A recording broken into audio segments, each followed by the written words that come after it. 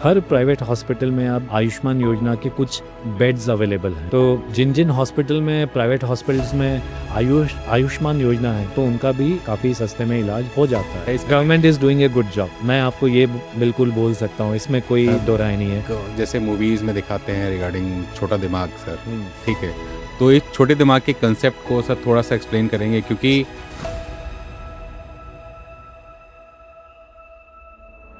one of the major barriers in this kind of treatment is cost.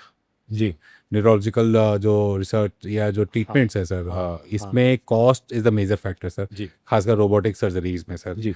तो robotic surgeries हो गई या AI diagnostic या advance drugs के ट्रीटमेंट की हम बात का उसके साथ करते हैं, तो गवर्नमेंट को ऐसा कौन से model sir they should employ और कैसे क्या अडॉप्ट करने चाहिए, ऐसे कौन से स्कीम्स, इंश्योरेंसेस और रिफॉर्म्स, खासकर ये पीपीपी मॉडल जो हमारा पब्लिक प्राइवेट पार्टनरशिप जो मॉडल है, ऐसे क्या क्या करना गवर्नमेंट को ऐसे अडॉप्ट करने चाहिए ताकि हम ये जो ब्रेन केयर है, कटिंग एज टेक्नोलॉजीज जो वर्ल्ड लेवल पे है, हम उसको इंडिया के हर एक मास तक हम पहुंचा सकें। पहली बात तो गवर्नमेंट अब जेनेरिक ड्रग्स पे बहुत फोर्स कर रही है कि आप ब्रांडेड ड्रग्स नहीं लिखें, आप सिर्फ केमिकल कंपोजिशन लिख दें, जो कि शायद 1/10 ऑफ द कॉस्ट रहता है। सो न्यूरोलॉजी में दवाइयाँ महंगी आती हैं, आई एग्री, दवाइयाँ बहुत लंबी चलती हैं पेशेंट को, दैट आई टू एग्री, पर जेनरिक ड्रग्स में होने के कारण कॉस्ट कटिंग काफ़ी हो जाती है। फिर हर प्राइवेट हॉस्पिटल में अब आयुष्मान योजना के कुछ बेड्स अवेलेबल हैं। तो जिन जिन हॉस्पिटल में प्राइवेट हॉस्पिटल्स में आयुष्मान योजना है तो उनका भी काफ़ी सस्ते में इलाज हो जाता है। फिर हमारे न्यूरोलॉजी में अगर किसी को ब्रेन ट्यूमर सर्जरी है या किसी को ब्रेन में स्ट्रोक हो गया, लकवा आ गया, या ब्रेन में हेमरेज हो गया, उसके लिए सर्जरी करनी है, तो एमपी में मुख्यमंत्री सहायता कोष, उसमें करीब 90,000 से लाख रुपए की सहायता पेशेंट को मिल जाती है। ऐसी राजस्थान में भामाशाह योजना है। फिर एम्स है, पीजीआई है, और हमारे इसमें निमहांस जो है बेंगलोर में, वो भी काफ़ी सस्ते रेट में पेशेंट को इलाज करते हैं। तो कोई भी कॉम्प्लिकेटेड केस है जिसमें कि एक कॉम्प्लिकेटेड सर्जरी हो रही है या किसी को जीन थेरापी देनी है, तो हम लोग ये अपेक्स इंस्टीट्यूट्स में उनको रेफ़र करते हैं एंड पेशेंट को प्रॉपर डायग्नोसिस होके कम रेट्स में इलाज मिल जाता है। ओके, बीस मतलब सारा पैसा जो है पूरी तरीके से यूटिलाइज हो रहा है, गवर्नमेंट कहीं ना कहीं utilize, government is doing a good job, मैं आपको ये बिल्कुल बोल सकता हूँ, इसमें कोई दो राय नहीं है। गवर्नमेंट है, ये बात तो सर हम भी पूरी तरह से सहमत हैं कि this Ayushman Yojana it had benefit and giving a good hope for खासकर lower strata of the people. बिल्कुल, genuine patient, genuine setup, genuine hospital, genuine doctors, this is the best thing government has done in field of health care.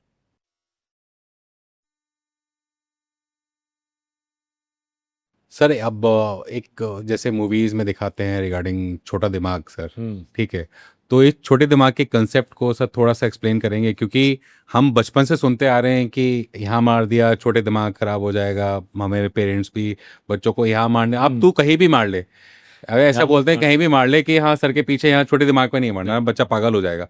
तो what is the actual concept behind this छोटा दिमाग? जहाँ तक हम पढ़ पाए हैं सर, हमें बस ये समझ में आया कि there is a organ called cerebellum part of a brain and that controls your balance, something like this. तो कैन यू क्लैरिफाई दिस? वो कंसेप्ट बहुत अच्छा है आपका कि एक बड़ा दिमाग होता है, एक छोटा दिमाग, पर छोटा दिमाग पे मारने पे पागल नहीं होगा। मैं समझा देता हूँ शॉर्ट में। छोटा दिमाग is the most vital part of the brain. जो मैं होश में हूँ, जो मैं श्वास ले रहा हूँ, जो मेरी हार्ट बीट नियंत्रित हो रही है, मेरी सेक्सुअल नीड्स, मेरा हंगर, बॉडी के जो भी होम्योस्टैटिक मैकेनिज्म है, वो छोटे दिमाग से कंट्रोल होते हैं। उसको ब्रेन स्टेम बोलते हैं, mid brain, pons and medulla. चूँकि यहाँ सीट ऑफ कॉन्शियसनेस है, अगर यहाँ बहुत ज़ोर से चोट लग गई, यहाँ ट्यूमर हो गया, यहाँ लकवा आ गया, तो पेशेंट बेहोश हो जाता है, कोमा में चला जाता है, या आजकल जो कंसेप्ट चल रहा है ब्रेन डेथ का, वो छोटा दिमाग जब काम नहीं करता तो पेशेंट ब्रेन डेथ होता है। रही बात ये बड़े दिमाग की, तो मेमोरी है, प्लानिंग है, एग्जीक्यूशन है, अपना मोटर फंक्शन है, हाथ पांव चलाना है, सेंसेशंस हैं, चीज़ों को समझना है, बोलना है, ये सब चीज़ें बड़े दिमाग से कंट्रोल होता है। तो छोटा दिमाग है तो छोटा, बट बहुत इंपॉर्टेंट है, सबसे ज़्यादा काम का वो है। सबसे ज़्यादा काम का वही है। तो आपने जैसे कहा it is the seat of consciousness sir. Absolutely.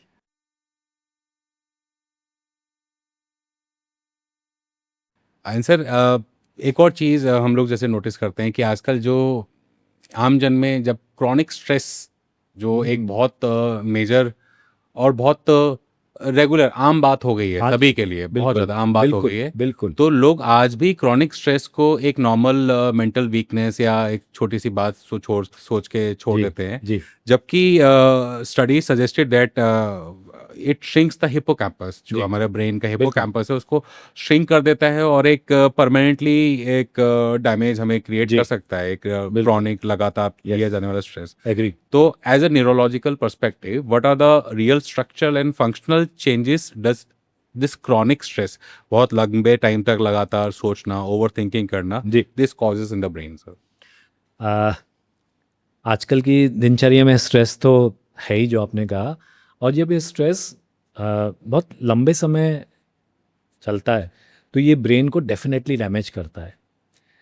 Brain में हिप्पोकैम्पस नाम के स्ट्रक्चर हैं जो ब्रेन के बीच में रहते हैं, टेम्पोरल लोब के आसपास। ये रहते हैं seat of memory and learning. तो अगर किसी को क्रोनिक स्ट्रेस हो तो डेफिनेटली हिप्पोकैम्पस में डैमेज होता है, जो आप बोल रहे हो, वो श्रिंक हो जाते हैं एंड मेमोरी और लर्निंग अफेक्ट होती है।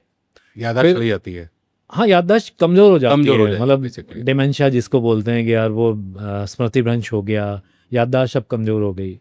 उसी तरह एक होता है प्री फ्रंटल कॉर्टेक्स, जो हम प्लानिंग कर रहे हैं, आप एग्जीक्यूट करते हो, तो न्यू न्यू लर्निंग जो है, एग्जीक्यूटिव फंक्शंस हैं, वो प्री फ्रंटल कॉर्टेक्स से रहते हैं। तो क्रोनिक स्ट्रेस से वो भी डैमेज होता है, तो आप प्लान नहीं कर पाओगे, आपका मूड एंड बिहेवियर्स चेंज हो जाते हैं, थोड़ा सा आप सनकी टाइप हो जाते हो वो डैमेज से।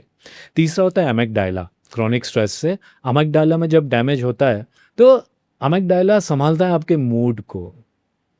तो जब भी अमेगडाइला में क्रोनिक स्ट्रेस के कारण चेंजेस आएंगे तो आपको एंजाइटी कितनी खतरनाक है अपने को सबको मालूम है, एंड मूड चेंजेस, तो ये अमेगडाइला के डैमेज के कारण होते हैं। उसके अलावा स्ट्रेस का हार्ट पे भी नेगेटिव असर रहता है, हमें सबको मालूम है कि हार्ट बीट बढ़ जाती है, बीपी बढ़ जाता है। सो ओवरऑल स्ट्रेस काफ़ी नुकसानदायक है। बिल्कुल सर। एंड ये हम हर किसी को ये समझने की ज़रूरत है कि इतनी ज़्यादा ओवर थिंक के किसी के फ़ायदे के लिए नहीं। आपके सोचने से आपकी समस्याओं का हल नहीं निकलने वाला, चाहे आपके रिश्ते हो, चाहे आपका काम हो। बहुत ज़्यादा सोचना आपके लिए कोई भी फ़ायदेमंद नहीं है। In fact it causes permanent damage as sir है सजेस्टेड। तो ध्यान रखें, ज़्यादा मत सोचें, हंसे हंसे खुश रहें और अपनी ज़िंदगी अच्छे से बिताएं। Sir now we move to next question. जी।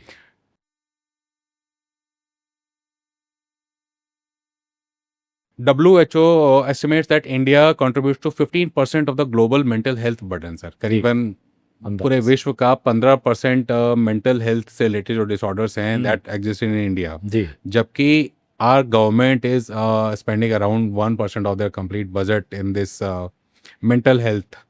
ठीक है, तो how should we start treating mental and neurological health as one integrated system sir? कि ये जितने भी कंडीशंस हैं, डिसऑर्डर्स हैं, इनको हम बिल्कुल। कौन से ऐसे इंटीग्रेटेड सिस्टम की तरह हम कैसे इसको स्टार्ट करें, and how would that changes the outcomes, जितने जी। भी अभी जो आउटकम अभी जो एट प्रेजेंट कंडीशन में आ रहा है, वो कैसे हम उसको और अच्छा बेहतर से बेहतर कर सकते हैं? बहुत ही इम्पॉर्टेंट, बहुत ही अच्छा क्वेश्चन आज के सिनेरियो के लिए। मैं थोड़ा सा बैकग्राउंड बताना चाहूँगा। जो टीनेज की एज रहती है उसमें बहुत सारे फिजिकल इमोशनल चेंजेस आते हैं, रिलेशनशिप्स मेक एंड ब्रेक होती है, and that's a very vulnerable phase, जब आपको डिप्रेशन आ सकता है, सुसाइडल टेंडेंसीज डेवलप हो सकती है। तो गवर्नमेंट को सबसे पहला काम तो यही करना चाहिए कि स्कूलों में जाके साइकोलॉजिकल काउंसलर्स रखें, या एक सेंट्रल उनको हेल्पलाइन बनानी चाहिए कि किसी को भी अगर कुछ बातें शेयर करनी है, या किसी को कोई साइकोलॉजिकल इश्यूज़ हैं टीनेज में, स्कूल में कुछ बुलिंग हो रही है, सो वो कांटेक्ट करे। साथ ही साथ विदेशों में तो एंटी बुलिंग कमिटीज़ बनी हुई हैं, तो यू नो कि बुलिंग इज़ वेरी डेट्रीमेंटल। तो हम अमेरिका में जो देखते हैं कि शूटिंग्स हुई या स्कूल में जाके कोलोराडो जो मैसेकर हुआ था, फिटिसाइड्स होते हैं सर इतने सारे। वो यही देखा गया उन्होंने कि जो वो शूटर्स थे उनको एक्चुअली स्कूल में बुली किया था। जब वो बुली करते हैं तो आपके अंदर एक कुंठा आ जाती है कि यार मैं तो बड़ा हूँगा, इनको बताता हूँ मैं। तो वो उसी स्कूल में जाके फिर उन्होंने अपने सब सीनियर्स को मारा, वो जो 2 बच्चों ने जिनका अपन केस देखते हैं कोलोराडो स्कूल में जो मैसेकर हुआ। तो गवर्नमेंट को बहुत एक्टिव होना पड़ेगा, काउंसलर्स रखने पड़ेंगे, एंटी बुलिंग कल्चर डेवलप करना पड़ेगा। फिर WHO ने एक थीम दिया था, टू टॉक। आप सोचिए कि मेरे को अगर कोई मन में बात दबी हुई है और मैं अपने पेरेंट्स से, अपने पार्टनर से, अपने टीचर से, अपने वर्किंग कलीग से शेयर नहीं कर पाऊँ, तो अंदर ही अंदर प्रेशर कुकर जैसा वो मानसिक स्ट्रेस बढ़ते जाता है। बिल्कुल। सो कभी भी ऐसा मानसिक स्ट्रेस हुए तो we should talk to our colleagues, we should talk to our parents, we should talk to our teachers. फिर आपने जो इंटीग्रेशन की बात की तो वही है कि AI की हेल्प लेके कहीं सुदूर प्रांत में कोई टीनेज या कोई व्यक्ति बैठा है तो न्यूरोलॉजी साइकोलॉजी की एक टीम बना के हम उनसे क्वेश्चंस करें, उनसे बात करें। काउंसलर्स का बहुत अच्छा रोल है आजकल। आपको मालूम होगा कि आजकल टीनेज में एक बड़ा फैशन ट्रेंड हो गया, we go for therapy and they are not ashamed of that. आजकल की टीनेज बिल्कुल थेरापी जाने में डरती नहीं। वो ये नहीं सोचते कि हम पागल हैं, हम जा रहे हैं। वो कॉन्फिडेंटली बोलते हैं कि sir we want a session, we want a therapy session. So counsellors रखें तो मेरे ख्याल से गवर्नमेंट काफ़ी हद तक साइकोलॉजिकल ट्रॉमा या साइकोलॉजिकल इश्यूज हेल्प करने में अपनी मदद कर सकती है। बिल्कुल sir, and all these your thoughts they have clarified very all deep engraved these myths and misinformation present in the society, sir. Now we talk about the future of neuroscience, sir.